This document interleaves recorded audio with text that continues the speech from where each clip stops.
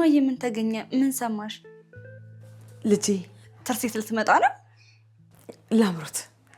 ላምሮት ምን ሆነች? ምን ሰምተሽ ነው?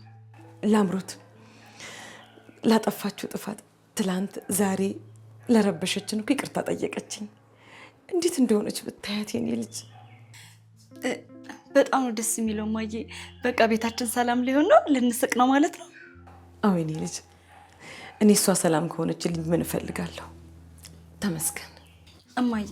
አውቃለሁ ላምሮት ንጹህ ልብ ነው ያላት፣ ግን ደግሞ ይህንን ደስታሽን እንድታጩ አልፈልግም።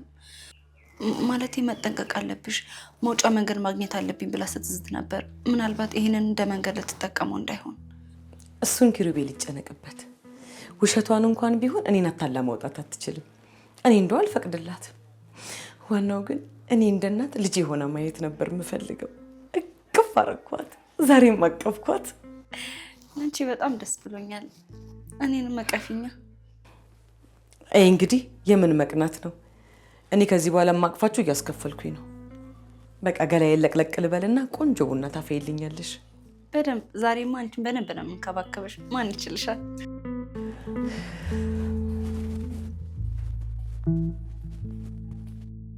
እኔ ምን ያህል በሱ እቅፍ ውስጥ መሆን እንደምፈልግ አይገባውም።